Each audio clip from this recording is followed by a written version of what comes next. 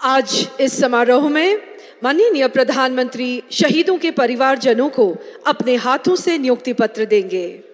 सबसे पहले राबिया मुस्तफा से गुजारिश है कि वो मंच पर आके माननीय प्रधानमंत्री जी से अपना नियुक्ति पत्र हासिल करें।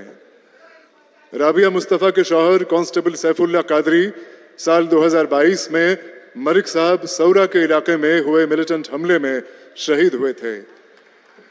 यहाँ ये बताना जरूरी है कि कांस्टेबल सैफुल्लाह कादरी को 2023 में शौर्य चक्र से नवाजा गया। और अब मेरी गुजारिश है रियाज अहमद डार से कि वो माननीय प्रधानमंत्री जी से अपना नियुक्ति पत्र हासिल करने के लिए मंच पे आ जाएं। रियाज अहमद डार के भाई एसपीओ जावेद अहमद डार 2022 में पुलवामा जिले के पिंगलना इलाके में हुए मिलिटेंट हमले में शहीद हुए।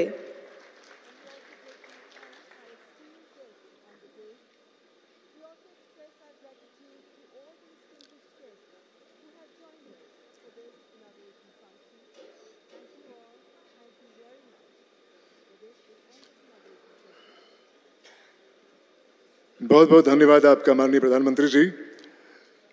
माननीय प्रधानमंत्री जी की सरकार ने पिछले 10 साल के दौरान रोजगार के अनगिनत रास्ते खोले हैं।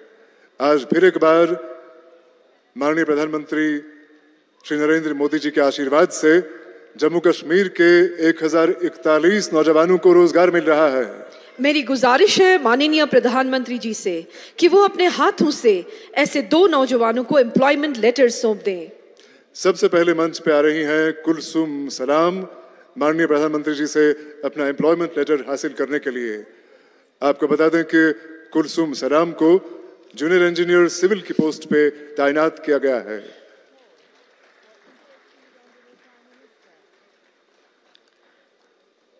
और अब मंच पर आएंगे अरुण भगत अपना एम्प्लॉयमेंट लेटर माननीय प्रधानमंत्री जी से हासिल करने के लिए।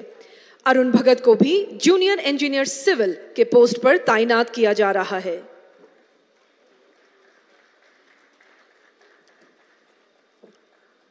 बहुत बहुत धन्यवाद प्रधानमंत्री महोदय, बहुत बहुत धन्यवाद आपका। अब हम चलते हैं अगले पड़ाव की ओर। खुशहाल जम्मू कश्मीर, अमन और तरक्की की नई तस्वीर। जैसा कि आप जानते हैं, जम्मू कश्मीर सरकार ने पिछले चंद बरसों के दौरान कई ऐसे कदम उठाए हैं जिनसे लोगों की जिंदगी का मेयार ऊंचा हुआ है और वो बेहतरी और खूबसूरती की नई राहों से परिचित हुए हैं।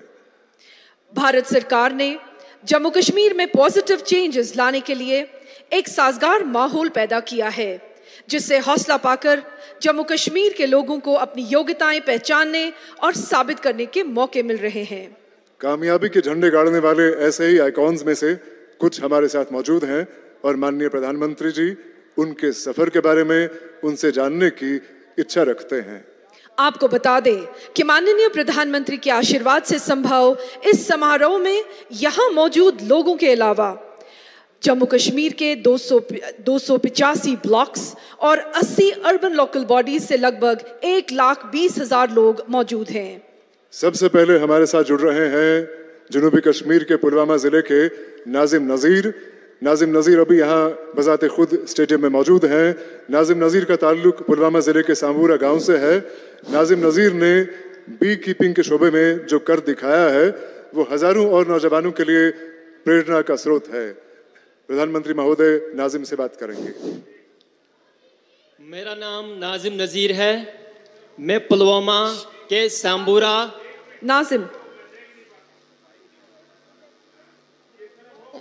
नाजिम जी। जी सर। किस तरफ? हाँ बताइए। जी सर। हाँ नाजिम। मेरा नाम नाजिम नजीर है। मैं पुलवामा के सांबूरा गांव का रहने वाला हूं। मेरी जर्नी स्टार्ट हुई 2018 में। मैंने अपने घर के छत पे 2 मधुमक्खी के बक्से रखे थे और मैं उस टाइम पे 10वीं जमात में पढ़ता था। मैं अक्सर स्कूल से आके छत के ऊपर जाता था और उनका केयर करता था। धीरे धीरे करके मैंने इंटरनेट पे जाके उनके बारे में पढ़ा और जब 2018 पास हुआ, 2019 में मैंने सोचा कि इन 2 बक्सों को मैं कैसे बढ़ाऊं। तो मैं सरकार के पास गया। मुझे उस टाइम पे 50% की सब्सिडी पे मुझे 25 बॉक्स मिले और 25 बॉक्स मिलने के बाद मैंने पहली उससे एक्सट्रैक्शन की ऑलमोस्ट 75 केजी। जब मैंने वो 75 केजी एक्सट्रैक्ट किए, मैं उस टाइम पे इतना डेवलप नहीं था। मैं अपना शहद ड्यू बोतल में भर के गांव में बेचता था। उस टाइम पे मेरी पहली आमदनी थी 60,000 रुपये। जिस टाइम पे मुझे ये 60,000 रुपये मिले, मेरे घर वाले भी बहुत खुश हो गए, मैं भी मोटिवेशन से फुल ऑफ पावर हो गया कि मुझे 60,000 रुपये मिले। और धीरे धीरे करके ये सफ़र मैंने सर आगे लिया और धीरे धीरे करके मैंने 200 बॉक्स अपना कायम किए। वो 200 बॉक्स कैसे हो गए? मैंने उस टाइम पे एक सहारा लिया PMEGP का। PMEGP के तौर मुझे 5 लाख रुपए मिले और मैंने अपना एक कारोबार बढ़ाया। और 2020 में मैंने सर अपनी वेबसाइट खोली और वेबसाइट खोलने के बाद धीरे धीरे मेरा एक बड़ा ब्रांड बन गया। और ब्रांड बनने के बाद हमने ऑनलाइन हजारों केजीज के शहद बेचे। मेरी वेबसाइट पे 2023 में 5,000 केजी शहद बिके हैं। और धीरे धीरे करके ये सफर आगे बढ़ा सर। मैंने 2000 मधुमक्खी के बक्से बना लिए और मेरे साथ मैंने अकेला ही काम नहीं किया। मैंने सोचा खुद ही मैं अपना बेनिफिट नहीं लूंगा, मैं और को बढ़ावा दूंगा, अपनी यूथ को इसके साथ जोड़ूंगा। धीरे धीरे करके मेरे साथ लगभग 100 बंदे सर जुड़ गए जो ये मधुमक्खी का काम करते हैं। 100 जोड़ने के बाद धीरे धीरे मैं सर आगे बढ़ा और 2023 में मुझे सर FPO मिला। और FPO के मिलने के बाद अब हमारे पास सर कोई टेंशन ही नहीं। अब तो हम FPO के थ्रू मार्केटिंग लिंकेजेस, एक स्टॉल लगाने पर सर हमें एक स्टॉल में हमने 1-1 लाख रुपए कमाया। और वो भी सर डिजिटली। हमें दिक्कत होती थी पहले जब एग्जीबिशंस में जाते थे, 1 लाख रुपए जेब में कैसे घूमते थे सर, क्योंकि आज हमारा UPI सिस्टम है। आजकल हमारी 98% पेमेंट डिजिटली हो रही है। तो डिजिटली ट्रांसफॉर्म होने के बाद सर उसके साथ हम भी आगे बढ़े, देश के साथ हम भी सर आगे बढ़े। Thanks sir. नाजिम जी, जब पढ़ाई करते थे तब क्या सपना था? सर जिस टाइम पे मैं 10वीं जमात में था तो मेरा सपना, पहले घर वाले मुझे बोलते थे आप डॉक्टर बनो, आप इंजीनियर बनो। तो मैंने घर वालों का मैं नहीं सुनता था। मैंने सोचा सर मैं अपना दिल का सुनूंगा। तो मैं जब 2 बक्सों के पास गया था तो मैंने सोचा नहीं, मुझे डॉक्टर और इंजीनियर में इंटरेस्ट नहीं है, जो मुझे खुद लगे मैं वो करूंगा। और धीरे धीरे के सर करके मैंने अपना मधुमक्खी का काम संभाला। परिवार आपकी क्षमता को जानता था, आप डॉक्टर बन सकते थे, लेकिन आपने वो रास्ता नहीं चुना और आपने एक प्रकार से स्वीट रिवॉल्यूशन, हमने ग्रीन रिवॉल्यूशन सुना है, हमने वाइट रिवॉल्यूशन सुना है। आज मेरा कश्मीर नाजिम जैसे युवाओं के कारण स्वीट रिवॉल्यूशन का नेतृत्व कर रहा है। बहुत बहुत बधाई। अच्छा नाजिम जी, आपकी इस पहल में जैसा आपने बनाया, सरकार की योजनाएं रही, लेकिन शुरुआत में शायद सरकार में योजनाओं का लाभ लेने में दिक्कत आई होगी, या सरलता से आपको समझ आया, मिलता गया? सर 2018 की बात अगर मैं करूं तो मैं पुलवामा, बारामूला, गांदरबल, अनंतनाग सब डिस्ट्रिक्ट्स में गया सर, क्योंकि मेरी तड़प थी कि मैं इस मधुमक्खी के काम में काम करूं। मगर कहीं पे मुझे उस टाइम पे सपोर्ट नहीं मिला। मैं एक बंदे के पास गया, लास्ट में डिपार्टमेंट ऑफ एग्रीकल्चर के पास गया और उन्होंने मेरा हाथ थाम दिया और सफर आगे बढ़ता रहा। नाजिम जी देखिए, मधुमक्खी का ये व्यवसाय जो एक बिल्कुल नया क्षेत्र होता है और आप बहुत आसानी से कर सकते हैं और उसके कारण फसल को भी बहुत फायदा होता है। यानी मधुमक्खी एक प्रकार के आपका फार्म लेबरर के रूप में भी काम करती है।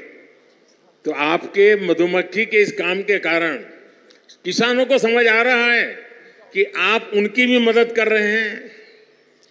सर बिल्कुल, जब भी हम आसपास आज मधुमक्खी डाल रहे हैं, हमारे घर वाले बोल रहे हैं आपको जमीन चाहिए हम दे देंगे, आपको कोई सपोर्ट चाहिए हम दे देंगे, आपका ही फायदा नहीं जा रहा है बल्कि हमारा भी फायदा हो रहा है। इसलिए जब भी हम राजस्थान में जा रहे हैं, हम कोटा में जा रहे हैं सर, हम यूपी में जा रहे हैं, वहाँ हमें जमीन मुफ्त में दिया जाता है ताकि आप यहाँ पे लगाइए, हमारा फसल भी बढ़ेगा, आपकी आमदनी भी बढ़ेगी।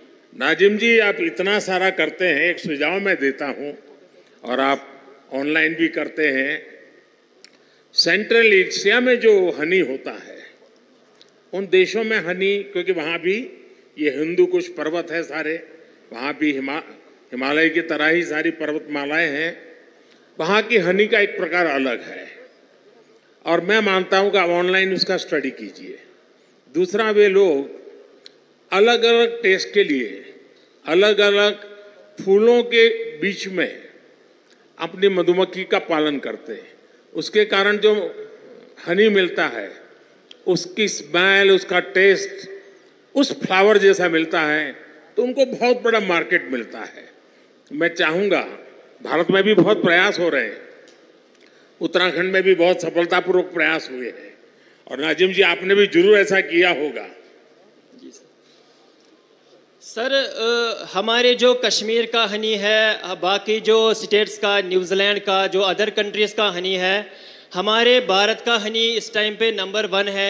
हमारे कश्मीर का एकेशिया पूरी डिमांड है सारी वर्ल्ड की सर। हमारे एकेशिया सर पहले 400 रुपया केजी था, इस टाइम पे वो 800 रुपये, 1000 रुपये तक पहुंच गया। नाजिम जी, आपसे बात करके बहुत अच्छा लगा। आपने जो पहल की उसमें बहुत स्पष्टता और साहस चाहिए और आपको स्टूडेंट लाइफ में इतना विजन आपका क्लियर होना, ये अपने आप में बहुत बड़ी बात है। मैं आपके माता पिता को भी प्रणाम करता हूं जिन्होंने आपकी ऐसी परवरिश की और आपने हर चुनौतियों को चुनौती देते हुए, डट करके सामना करते हुए आप प्रगति कर रहे हैं। आप देश के नौजवानों को दिशा दे रहे हैं, वरना वो इंतजार करके बैठता है मेरे पास कुछ नहीं है। आपने इंतजार नहीं किया, आपने छोटी सी शुरुआत की और आप आज देश की ताकत बन रहे हैं। मेरी तरफ से नाजिम आपको और आप जैसे युवाओं को मेरी तरफ से बहुत बहुत शुभकामनाएं। Thank you sir. सर एक गुजारिश है मेरी सर, एक बार सर मैंने 2023 में KVIC के डिपार्टमेंट में सर मैंने वहाँ पे एक सेल्फी ली थी, सेल्फी विथ मोदी जी, मगर आज मुझे जी चाहता है कि सर उस सपने को भी मैं साकार करूँ, उसको भी पूरा कर सकूँ। चलिए, मैं कोशिश करता हूँ, मैं SP जी के लोगों को बोलता हूँ, बाद में आपको इस तरफ ले आएंगे, जरूर मैं आपके साथ सेल्फी लूंगा। शुक्रिया sir, thank you sir, thank you. बहुत बहुत शुक्रिया। अब और कौन है?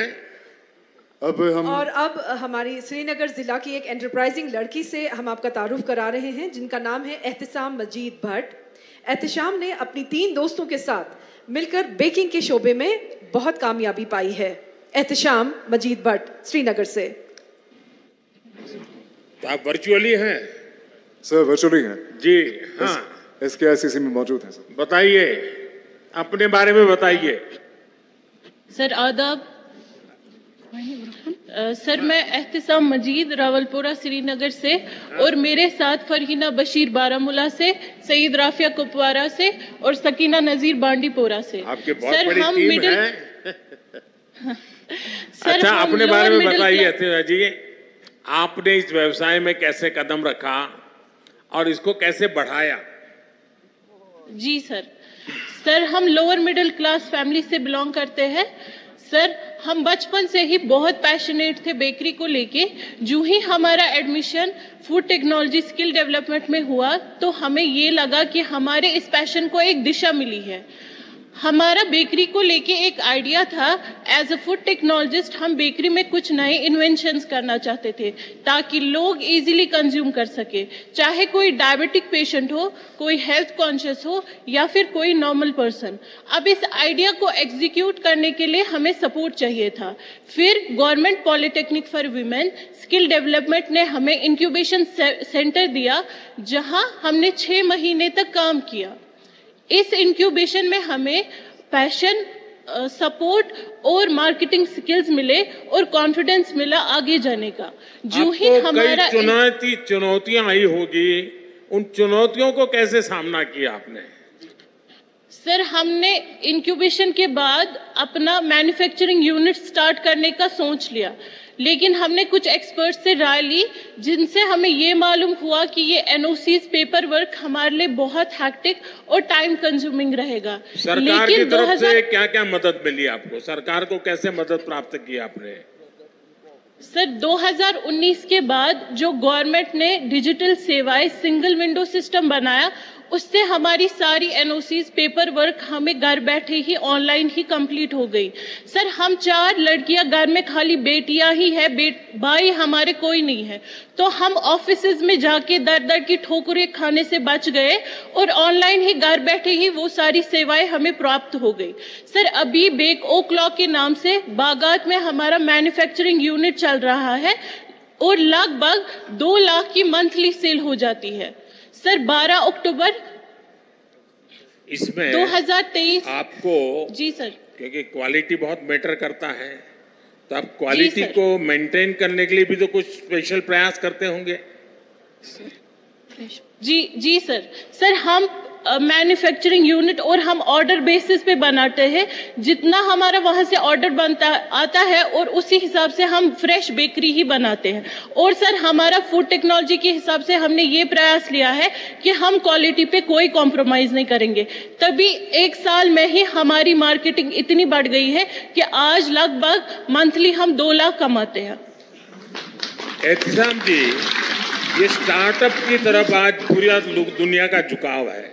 टियर 2, टियर 3 सिटी में भी स्टार्टअप, और आप उसी फील्ड को प्रतिनिधित्व करती है। इसके विषय में सरकार की जो योजना है, उन सुविधाओं से आपको कितनी मदद मिल रही है? सर, हमारी जितनी भी सरकार की स्कीम्स है, हमने अभी तक इसलिए उनका ये लाभ नहीं उठाया क्योंकि हम स्टार्टअप में अपना ही हम इंडिपेंडेंट बनना चाहते थे। और जो इंक्यूबेशन लेकिन हमें मिला स्किल डेवलपमेंट से, वहाँ हमें जगह और ये इक्विपमेंट्स मिले, मशीन्स मिली, जिसपे हमने काम किया 8 मंथ तक। और उस 8 मंथ में जितना हमने अर्न किया, उसी से हमने आज अपना मैन्युफैक्चरिंग यूनिट के सभी इक्विपमेंट्स लाए, और ये गवर्नमेंट की तरफ से हमारे लिए सबसे बड़ा सपोर्ट था। एहतियाब जी, पिछले 9-10 वर्ष में हमारी सरकार आपके जैसे करोड़ों युवाओं के स्टार्टअप के सपने को पूरा करने के लिए हर संभव कोशिश कर रही है। और आपने तो खुद ने अपनी बहनों की चिंता तो संभाली, आपने अपने दोस्तों को भी अलग अलग जिलों में इस काम से जोड़ा है, और मैं इसके लिए आपको बधाई देता हूं। हमारी सरकार की कोशिश है कि हमारे युवाओं के आइडिया को संसाधनों और पैसों की कमी ना हो। हमारे नौजवान साथी बुलंद हौसलों के साथ नए क्षेत्रों में कदम रखे, और ये सारी बहनें हमारे देश की बेटियों के लिए बहुत बड़ा इंस्पिरेशन है। जम्मू कश्मीर की बेटियां नई मिसाल खड़ी कर रही है, मैं उनको बहुत बहुत बधाई देता हूं। जी सर, इतना ही नहीं सर, हम जम्मू कश्मीर के सभी जिलों में अपना मैन्युफैक्चरिंग यूनिट स्टार्ट करना चाहते हैं, ताकि जो हम जैसी अंडर प्रिविलेज लड़कियां हैं, हम उनको भी स्किल दे सके और वो भी एंटरप्रेन्योर की तरह काम करें, ना कि लेबर। माननीय प्रधानमंत्री जी, मेरी आपको बहुत शुभकामनाएं हैं, मेरी आपको बहुत शुभकामनाएं हैं, और मैं आपको विश्वास दिलाता हूं, मैं एलजी साहब से भी कह रहा हूं कि आपके इस मिशन को जितना बल दे सकते हैं, सरकार की तरफ से पूरा बल मिलेगा, क्योंकि आपके सपने बहुत बड़े हैं, और अंडर प्रिविलेज बेटियों की चिंता करना ये और बड़ी बात है। इसमें एक सामाजिक दृष्टिकोण भी है, तो मेरी तरफ से बहुत बहुत बधाई। जी सर, शुक्रिया। बहुत बहुत धन्यवाद प्रधानमंत्री महोदय। और अब हमारे सामने आ रही हैं हमीदा बानो, हमीदा बानो का ताल्लुक गांधरबल जिले से है। हमीदा बानो ने NRLM यानी नेशनल रूरल लाइवलीहुड्स मिशन के तहत दूध की पैदावार में नुमाया कामयाबी पाई है। माननीय प्रधानमंत्री महोदय, हमीदा जी, मैं आपको बहुत बहुत मुबारकबादी देता हूं और मैं आपके विषय में, अपनी यात्रा के विषय में, ये सफलता की सीढ़ियां कैसे प्राप्त की, मैं जरूर आपसे सुनना चाहता हूं। जी आदाब सर, मेरा नाम हमीदा है। मैं ब्लॉक ला डिस्ट्रिक्ट गांधरबल से बोल रही हूँ। सर, मैंने 12वीं पास किया था। 12वीं पास करने के बाद मैं घर में ही खेती बाड़ी के कामों में घर वालों की मदद कर रही थी। तो फिर 2013 में NRLM स्कीम आई तो मैं इसके साथ जुड़ी। तो ये सर एक ऐसी स्कीम थी जो घर घर में गई और घर घर से हर एक औरत को बाहर निकाला, आप अपने पैरों पे खड़े हो सकते हो। तो उसके बाद मैंने NRLM से जुड़कर ही लोन लिया। तो वहां से मैंने एक गाय लाई तो और अपने आसपास के घरों में देखा कि गांव में गाय पालने का काम आम है। तो वहां देखा मैंने कि जो दूध हम इस्तेमाल करते हैं इसके बाद कुछ दूध बचता है जो जाया होता है। तो इसी पे मैंने काम किया और मैंने 2019 में एक मैन्युफैक्चर यूनिट खोला जिसमें मैंने इस दूध को प्रोसेस किया, जहां पे मैं एक पाउच पैकिंग करती हूं और दही भी बनाती हूं और मैं चीज भी बनाती हूं। सर, इसमें एक खास बात ये थी कि मैंने न सिर्फ अपने आप को रोजगार दिया बल्कि अपने साथ औरों को जोड़ा, जैसे मेरी बहनें, उनको जोड़ा जहां से मैं दूध कलेक्ट करती हूँ। कितने लोगों को रोजगार मिला होगा आपके कारण? जी सर, मैंने अपने साथ 5-6 बंधु को जोड़ा है। उसके अलावा अपने अच्छा, मिल्क प्रोसेसिंग में क्या क्या करती हैं? सर, मैं मिल्क प्रोसेसिंग में पैकेट्स बनाती हूँ जिसमें हम दूध वगैरह की क्वालिटी मेंटेन करते हैं। उसमें खास बात ये है सर कि जो हमारा दूध वहां से प्रोसेस होता है उसमें कोई प्रिजर्वेटिव नहीं होता है, जो कोई बच्चा भी पी सकता है और बीमार भी पी सकता है, जिसकी उसकी सेहत ठीक रहती है। सर, अच्छा, मार्केट मिल जाता है आपको? सर, मार्केट इजी से आज मिल जाता है क्योंकि ऑनलाइन है। आपने जो पैकेजिंग की पद्धति अपनाई है, जरा उसके विषय में भी बताइए। सर, जो हम पैकेट करते हैं उसमें हम सबसे पहले देखते हैं कि हम कैसे इसको मेंटेन करें, इसको कैसे बॉईल करें, इसको कैसे चिल करें, फिर इसके बाद इसको पैकेट्स में कैसे डालें, फिर कैसे क्रेड्स में डालें, फिर कैसे इसको मार्केट में डिलीवर करें। क्योंकि ये जो हमारा दूध है इसकी जो लाइफ है 2 से 3 घंटे रहते हैं। 2 से 3 घंटे के बाद ये फट जाता है। तो इस दौरान हम देखते हैं कि क्वालिटी बराबर मेंटेन रहनी चाहिए। उसमें हमें बहुत सारे इश्यूज आए क्योंकि मार्केट में बहुत सारा दूध अवेलेबल है जो प्रिजर्वेटिव है, जिसको 2 दिन भी निकलते हैं, 1 दिन भी निकलता है। तो पहले बहुत सारी प्रॉब्लम्स आई, लेकिन जैसे ही दुकानदारों ने समझा, लोगों ने ये दूध इस्तेमाल किया तो उनको पता चला कि सही क्वालिटी क्या है, इससे हमें क्या फायदा है। हमीदा जी, आप इतना बड़ा काम कर रही हैं और इसके साथ साथ आप पोषण का भी काम कर रही हो। भारत सरकार का पोषण का बड़ा अभियान है। आप जिस प्रोडक्ट को लेकर के बाजार में गई हो उसके कारण न्यूट्रिशन के जो इश्यूज होते हैं उसको भी एड्रेस कर रही हो। आप एनवायरनमेंट की भी चिंता कर रही हो और आप वैल्यू एडिशन भी कर रही हो। एक साथ आप अनेक काम कर रही हो। मैं आपको और आपकी पूरी टीम को बहुत बहुत बधाई देता हूं और मैं आज आप सबसे मुझे बात करने का मौका मिला, मैं आप सबका बहुत आभारी हूं और मैं समझता हूं आगे का कार्यक्रम आप बताइए, अब मुझे क्या करना है। सब हम बड़े खुलूस, बड़े अदब और बड़ी विनम्रता से आपसे गुजारिश करते हैं कि आप हमें अपने विचारों, अपनी भावनाओं और अपने शब्दों का आशीर्वाद दें। माननीय प्रधानमंत्री श्री नरेंद्र जी मोदी,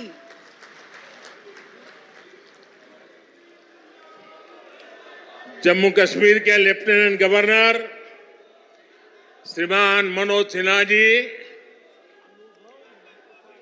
केंद्रीय मंत्रिमंडल के मेरे सहयोगी डॉक्टर जितेंद्र सिंह जी, संसद में मेरे साथी, इसी धरती के संतान गुलाम अली जी और जम्मू कश्मीर के मेरे प्यारे भाई और बहनों, धरती के स्वर्ग पर आने का ये एहसास, ये अनुभूति शब्दों से परे है। प्रकृति का ये अनुपम स्वरूप, ये हवा, ये वादियां, ये वातावरण और उसके साथ आप कश्मीरी भाई बहनों का इतना सारा प्यार। और मुझे बता रहे थे गवर्नर साहब के स्टेडियम के बाहर भी जम्मू कश्मीर के सभी लोग मौजूद हैं। 285 ब्लॉकों से भी करीब 1 लाख लोग टेक्नोलॉजी के जरिए जुड़े हुए हैं। मैं जम्मू कश्मीर की आवाम का आज हृदय से अभिनंदन करता हूं। ये वो नया जम्मू कश्मीर है जिसका इंतजार हम सभी को कई दशकों से था। ये वो नया जम्मू कश्मीर है जिसके लिए डॉक्टर श्यामा प्रसाद मुखर्जी ने बलिदान दिया था। इस नए जम्मू कश्मीर की आंखों में भविष्य की चमक है। इस नए जम्मू कश्मीर के इरादों में चुनौतियों को पार करने का हौसला है। आपके इन मुस्कुराते चेहरे देश देख रहा है और आज 140 करोड़ देशवासी सुकून महसूस कर रहे हैं। साथियों, अभी मनोज सिन्हा जी का भाषण हम सब ने सुना। उन्होंने इतनी बढ़िया तरीके से बातों को रखा, विकास की बातों को इतने विस्तार से समझाया। शायद उनके भाषण के बाद किसी के भाषण की जरूरत नहीं थी, लेकिन आपका प्यार, आपकी इतनी बड़ी तादाद में आना, लाखों लोगों का जुड़ना, आपके इस प्यार से मैं जितना खुश हूं उतना ही कृतज्ञ भी हूं। मोदी प्यार के इस कर्ज को चुकाने में कोई कोर कसर नहीं छोड़ेगा। और मैं 2014 के बाद जब भी आया मैंने यही कहा, मैं ये मेहनत आपका दिल जीतने के लिए कर रहा हूं और मैं दिनों दिन देख रहा हूं कि मैं आपका दिल जीतने की दिशा में सही दिशा में जा रहा हूं। आपका दिल मैं जीत पाया हूं और ज्यादा जीतने की कोशिश मेरी जारी रहेगी।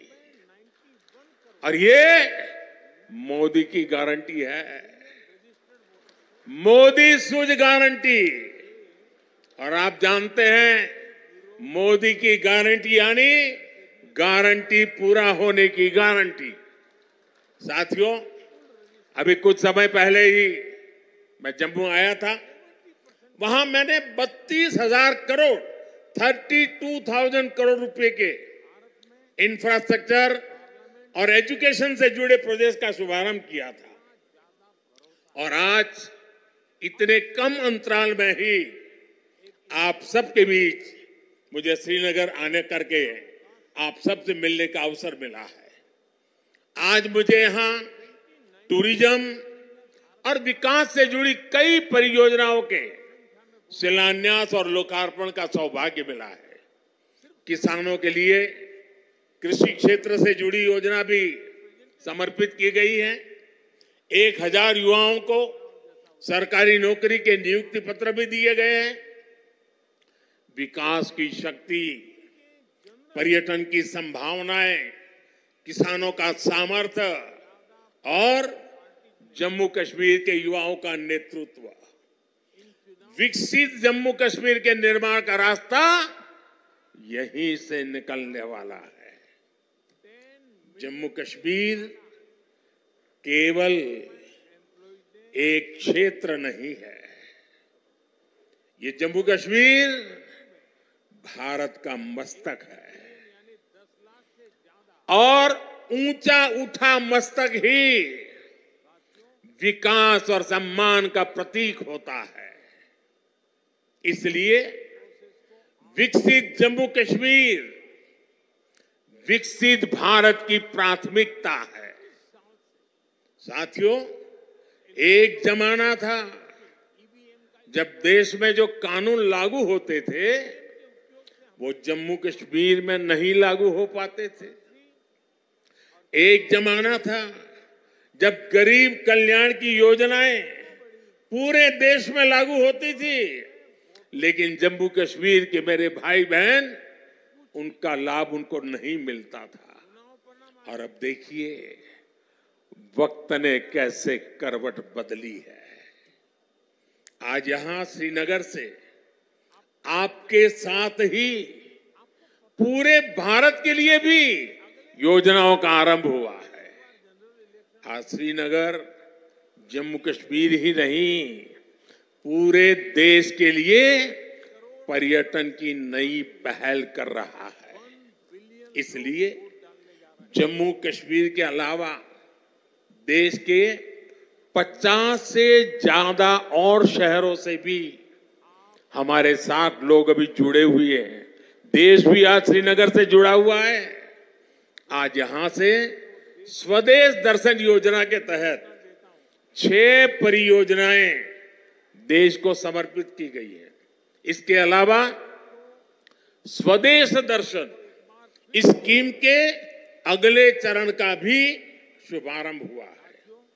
इसके तहत भी जम्मू कश्मीर समेत देश के अन्य स्थानों के लिए करीब 30 परियोजनाओं की शुरुआत की गई है। आज प्रसाद योजना के तहत 3 परियोजनाओं का लोकार्पण हुआ है।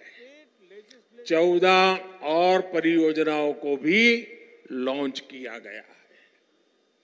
पवित्र हजरत बल दरगाह में लोगों की सहूलियत के लिए जो विकास कार्य हो रहे थे वो भी पूरे हो चुके हैं। सरकार ने 40 से ज्यादा ऐसी जगहों की पहचान भी की है जिन्हें अगले 2 वर्ष में टूरिस्ट डेस्टिनेशन के तौर पर विकसित किया जाएगा। आज देखो अपना देश पीपल्स चॉइस अभियान भी लॉन्च किया गया है। इससे एक बहुत बड़ा अनूठा अभियान है। देश के लोग ऑनलाइन जाकर के बताएंगे कि ये देखने जैसी जगह है, और उसमें जो टॉप पर आएंगे उनके लिए सरकार पसंदीदा लोगों की चॉइस वाला स्थान के रूप में उसका पर्यटन स्थल के रूप में विकास करेगी। ये जन भागीदारी से निर्णय होगा। आज से प्रवासी भारतीयों को जो दुनिया में रहते हैं ना, क्योंकि मेरा उनसे आग्रह है कि आप डॉलर पाउंड लाओ या ना लाओ, लेकिन कम से कम 5 परिवार जो बिन भारतीय हैं उनको हिंदुस्तान देखने के लिए भेजो। और इसलिए आज प्रवासी भारतीयों को भारत आने के लिए प्रोत्साहित करना, उनके दोस्तों को प्रोत्साहित करना, और इसलिए चलो इंडिया अभियान शुरू हो रहा है। इस अभियान के तहत चलो इंडिया वेबसाइट के द्वारा दूसरे देशों में रहने वाले लोगों को भारत आने के लिए प्रेरित किया जाएगा। इन योजनाओं और अभियानों का बहुत बड़ा लाभ जम्मू कश्मीर के आप लोगों को मिलना ही मिलना है। और मैं तो आपको मालूम है एक और मकसद लेके काम कर रहा हूं। मैं जो भी टूरिस्ट इंडिया के भी निकलते हैं ना, उनको कहता हूं आप जाइए, लेकिन एक काम मेरा भी करिए। और मेरा क्या काम है? मैं उनको कहता हूं कि आप यात्रा का जो टोटल बजट होगा उसमें से कम 5-10% बजट आप जहां जाते हैं वहां से लोकल कोई न कोई चीजें खरीदे, ताकि वहां के लोगों को आय हो, उनका रोजगार बढ़े, और तभी टूरिज्म बढ़ता है। सिर्फ आए देखे चले गए नहीं चाहिए, मन कर गया मैंने भी ले लिया। और इसलिए मैं इसके साथ इकोनॉमी का बड़ा मजबूत बनाना चाहता हूं।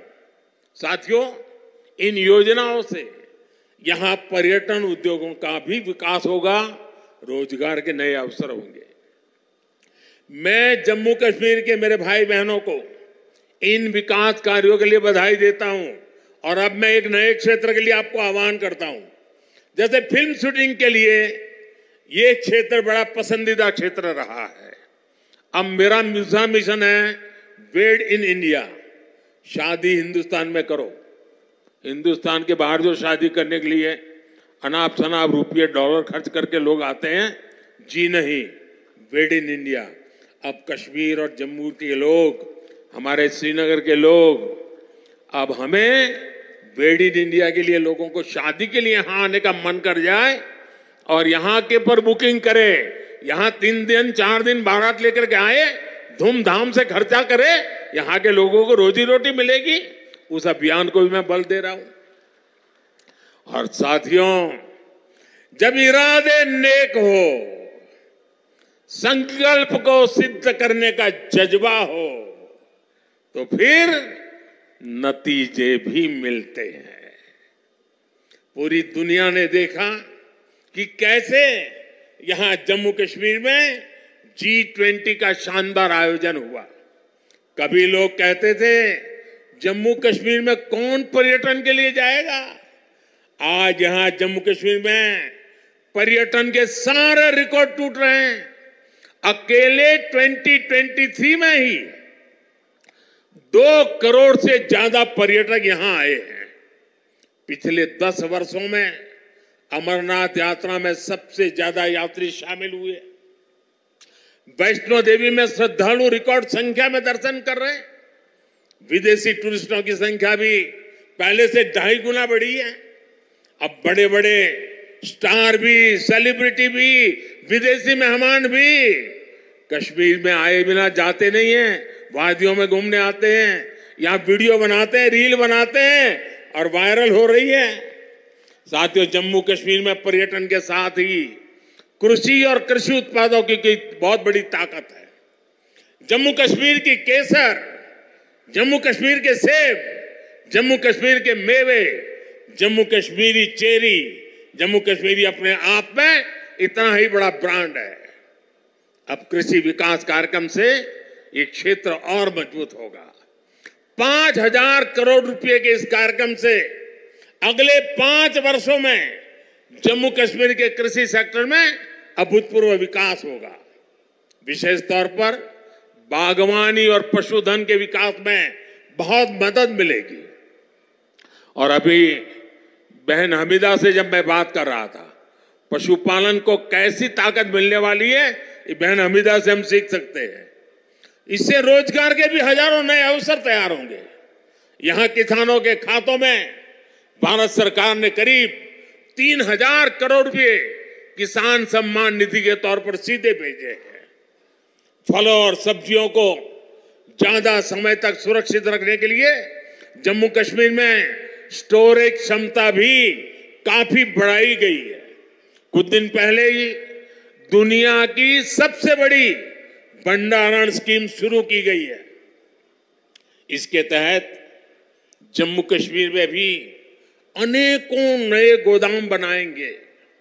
साथियों, जम्मू कश्मीर आज तेज रफ्तार से विकास के मार्ग पर आगे बढ़ रहा है। यहां के लोगों को एक नहीं बल्कि 2-2 एम्स की सुविधा मिलने जा रही है। एम्स जम्मू का उद्घाटन हो चुका है और एम्स कश्मीर पर तेजी से काम चल रहा है। 7 नए मेडिकल कॉलेज, 2 बड़े कैंसर अस्पताल स्थापित किए गए हैं। IIT और IIM जैसे आधुनिक शिक्षा संस्थान भी बने हैं। जम्मू कश्मीर में 2 वंदे भारत ट्रेनें भी चल रही है। श्रीनगर से संगलदान और संगलदान से बारामूला के लिए ट्रेन सेवा शुरू हो चुकी है। कनेक्टिविटी के विस्तार से जम्मू कश्मीर में आर्थिक गतिविधियां तेज हुई है। जम्मू और श्रीनगर को स्मार्ट सिटी बनाने के लिए इंफ्रास्ट्रक्चर के नए प्रोजेक्ट भी लाए जा रहे हैं। आप देखिएगा, आने वाले समय में जम्मू कश्मीर की सक्सेस स्टोरी पूरी दुनिया के लिए एक बहुत बड़ा आकर्षण का केंद्र बनेगा। और आपने जरूर देखा होगा, रेडियो पर सुना होगा, मैं अपने मन की बात कार्यक्रम में जम्मू कश्मीर की उपलब्धियों के बारे में हर बार मौका ले लेता हूं कुछ न कुछ कहने का। यहां साफ सफाई के अभियान, यहां का हस्तशिल्प, यहां की कारीगरी, इन पर मैं मन की बात में लगातार बात करता हूं। एक बार मैंने नदरू के बारे में, कमल ककड़ी के बारे में, मन की बात में बहुत विस्तार से बताया था। यहां की झीलों में जगह जगह कमल देखने को मिलते हैं। 50 साल पहले बने जम्मू कश्मीर क्रिकेट एसोसिएशन के लोगों में भी कमल है।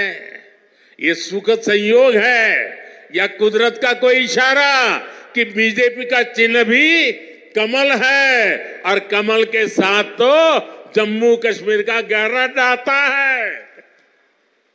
साथियों, जम्मू कश्मीर के युवाओं को हर क्षेत्र में आगे बढ़ाने के लिए हमारी सरकार लगातार काम कर रही है। युवाओं के स्किल डेवलपमेंट से लेकर स्पोर्ट्स तक में नए अवसर बनाए जा रहे हैं। आज जम्मू कश्मीर के हर जिले में आधुनिक खेल सुविधाएं बनाई जा रही है। 17 जिलों में मल्टीपर्पज इंडोर स्पोर्ट्स हॉल बनाए गए हैं। बीते वर्षों में जम्मू कश्मीर ने अनेकों नेशनल स्पोर्ट्स टूर्नामेंट में मेजबानी की है। अब जम्मू कश्मीर देश की शीतकालीन खेल विंटर गेम्स एक राजधानी विंटर स्पोर्ट्स कैपिटल के रूप में ये मेरा जम्मू कश्मीर उभर रहा है। हाल ही में हुए खेलो इंडिया विंटर गेम्स में करीब 1000 खिलाड़ी देश भर से आए, उन्होंने हिस्सा लिया। साथियों, आज जम्मू कश्मीर विकास की नई ऊंचाइयों को छू रहा है, क्योंकि जम्मू कश्मीर आज खुल करके सांस ले रहा है। बंदिशों से ये आजादी आर्टिकल 370 हटने के बाद आई है। दशकों तक सियासी फायदे के लिए कांग्रेस और उसके साथियों ने 370 के नाम पर जम्मू कश्मीर के लोगों को गुमराह किया, देश को गुमराह किया। 370 से फायदा जम्मू कश्मीर को था या कुछ राजनीतिक परिवार वही इसका लाभ उठा रहे थे? जम्मू कश्मीर की आवाम ये सच्चाई जान चुकी है कि उनको गुमराह किया गया था। कुछ परिवारों के फायदे के लिए जम्मू कश्मीर को जंजीरों में जकड़ दिया गया था। आज 370 नहीं है, इसलिए जम्मू कश्मीर के युवाओं की प्रतिभा का पूरा सम्मान हो रहा है, उन्हें नए अवसर मिल रहे हैं। आज यहां सबके लिए समान अधिकार भी है, समान अवसर भी है। पाकिस्तान से आए शरणार्थी, हमारे वाल्मीकि समुदाय के भाई बहन, हमारे सफाई कर्मचारी भाई बहन, इनको वोट देने का अधिकार 70 साल तक नहीं मिला, वो अब मिला है। वाल्मीकि समुदाय को एससी कैटेगरी का लाभ मिलने की वर्षों पुरानी मांग पूरी हुई है। अनुसूचित जनजातियों के लिए विधानसभा में सीटें आरक्षित हुई है। पद्दारी जनजाति, पहाड़ीय जातीय समूह, गड्ढा ब्राह्मण और कोली समुदाय को अनुसूचित जनजाति में शामिल किया गया है। हमारी सरकार में पंचायत, नगरपालिका और नगर निगम में अन्य पिछड़ा वर्ग को आरक्षण दिया गया। परिवारवादी पार्टियों ने जम्मू कश्मीर के लोगों को दशकों तक इन अधिकारों से वंचित रखा। आज हर वर्ग को उनके अधिकार लौटाए जा रहे हैं। साथियों, जम्मू कश्मीर में परिवारवाद और भ्रष्टाचार का एक बहुत बड़ी भुक्तभोगी रही है हमारी जे.एंड.के बैंक। इस बैंक को तबाह करने में यहां की पहले की सरकारों ने कोई कोर कसर बाकी नहीं छोड़ी थी। बैंक में अपने नाते रिश्तेदारों और भाई भतीजों को भरकर इन परिवारवादियों ने बैंक की कमर तोड़ दी थी। मिसमैनेजमेंट की वजह से बैंक इतना घाटे में गया था कि आप सभी के हजारों करोड़ रुपए डूब जाने का खतरा था। कश्मीर के गरीब आदमी का पैसा था, मेहनतकश इंसान का पैसा था, आप मेरे भाई बहनों का पैसा था, वो डूबने जा रहा था। जे.एन.के बैंक को बचाने के लिए हमारी सरकार ने एक के बाद एक रिफॉर्म किए। बैंक को 1000 करोड़ रुपए की मदद देना भी तय किया। जे.एन.के बैंक में जो गलत तरीके से भर्तियां हुई थी, उनके खिलाफ भी हमने सख्त कार्रवाई की। आज भी एंटी करप्शन ब्यूरो ऐसी हजारों भर्तियों की जांच कर रही है।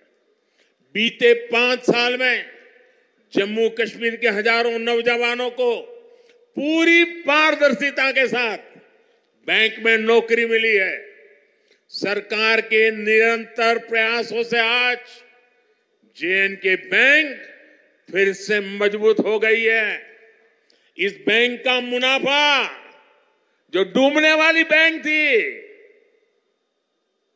ये मोदी की गारंटी देखिए, डूबने वाली बैंक थी, आज उसका मुनाफा 1700 करोड़ रुपए तक पहुंच रहा है। ये आपका पैसा है, आपके हक का पैसा है। मोदी तो चौकीदार बन के बैठा है। 5 साल पहले बैंक का बिजनेस 1.25 लाख करोड़ रुपए में सिमट गया था, सिर्फ 1.25 लाख करोड़। अब बैंक का बिजनेस 2.25 लाख करोड़ रुपए क्रॉस कर चुका है। 5 साल पहले बैंक में डिपॉजिट भी 80,000 करोड़ रुपए से कम हो गए थे, यानी लगभग अब 2 गुना होने जा रहा है। अब बैंक में लोगों के डिपॉजिट भी 1.25 लाख करोड़ रुपए को पार कर गए हैं। 5 साल पहले बैंक का एनपीए 11% को भी पार कर गया था। अब ये भी कम होते होते होते 5% के नीचे आ गया है। पिछले 5 साल में जे.एन.के बैंक के शेयरों की कीमत में भी करीब करीब 12 गुना वृद्धि हुई है। बैंक के शेयर की जो कीमत 12 रुपये तक गिर गई थी, वो अब 140 रुपये के आसपास पहुंच गई है। जब ईमानदार सरकार होती है, नियत जनता की भलाई होती है, तो हर मुश्किल से जनता को निकाला जा सकता है। साथियों, आजादी के बाद जम्मू कश्मीर परिवारवादी राजनीति का सबसे प्रमुख शिकार हुआ था। आज देश के विकास से परेशान होकर, जम्मू कश्मीर के विकास से परेशान होकर परिवारवादी लोग मुझ पर व्यक्तिगत हमले कर रहे हैं। ये लोग कह रहे हैं कि मोदी का कोई परिवार नहीं है, लेकिन इन्हें देश इनको करारा जवाब दे रहा है। देश के लोग हर कोने में कह रहे हैं, मैं हूं मोदी का परिवार, मैं हूं मोदी का परिवार। मैंने जम्मू कश्मीर को भी हमेशा अपना परिवार माना है। परिवार के लोग दिल में रहते हैं, मन में रहते हैं। इसलिए कश्मीरियों के दिल में भी यही है कि मैं हूं मोदी का परिवार, मैं हूं मोदी का परिवार। मोदी अपने परिवार को विश्वास देकर जा रहा है कि जम्मू कश्मीर के विकास का यह अभियान किसी कीमत पर नहीं रुकेगा। अगले 5 वर्षों में जम्मू कश्मीर और तेजी से विकास करेगा। साथियों, कुछ ही दिनों में अमन और इबादत का महीना रमजान शुरू होने जा रहा है। मैं जम्मू कश्मीर की धरती से पूरे देश को इस पवित्र महीने की अग्रिम शुभकामनाएं देता हूं। रमजान के महीने से हर किसी को शांति और सौहार्द का संदेश मिले, यही मेरी कामना है। और मेरे साथियों, ये भूमि तो आदि शंकराचार्य की तपोभूमि रही है और कल महाशिवरात्रि है। मैं आपको भी और सभी देशवासियों को भी महाशिवरात्रि के पावन पर्व की अनेक अनेक शुभकामनाएं देता हूं। मैं फिर एक बार आज की इन परियोजनाओं के लिए आप सबको बहुत बहुत बधाई देता हूं और फिर एक बार लाखों की तादाद में जम्मू कश्मीर में आप लोगों के बीच आना, आपका प्यार, आपका आशीर्वाद लेना, ये मेरे लिए बहुत बड़ा सौभाग्य है। बहुत बहुत धन्यवाद।